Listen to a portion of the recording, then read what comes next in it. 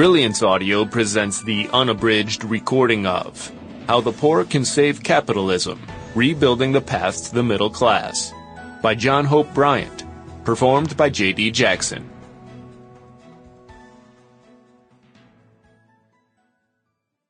This book is dedicated to the unfinished agenda of Dr. Martin Luther King Jr. and his strategists in the movement for human dignity and empowerment, my personal hero, Ambassador Andrew Young. Dr. King's efforts for the Poor People's Campaign was cut short by an assassination before it ever had a chance to rise up and engage a nation's better angels. Forward. John Hope Bryant has made a wonderful, original, and visionary contribution for all of those who want to see economic inequality shrink in their lifetime. Business executives, take note and follow the steps in this book.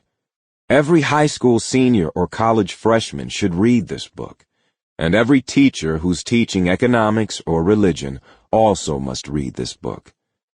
John Bryant has condensed more information and experience in a couple of 100 pages than most any other book I've recently read. What he says is not new, but it's presented in a fashion that is not primarily academic or intellectual, nor is it simply a collection of business models and statistics. It really is quite prophetic.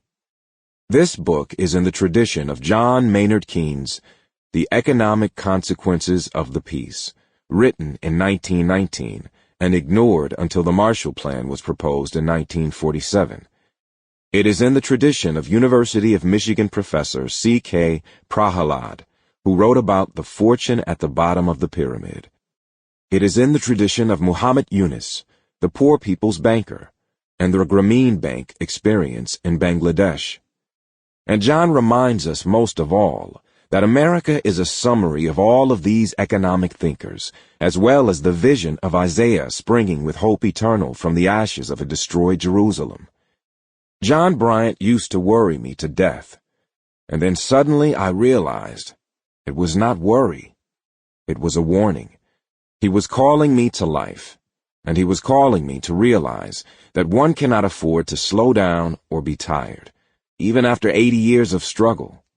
I realized that there is too much to do, that there is an urgency in today's economy, and on today's planet that can only be answered with the energy and vitality. Sample complete. Ready to continue?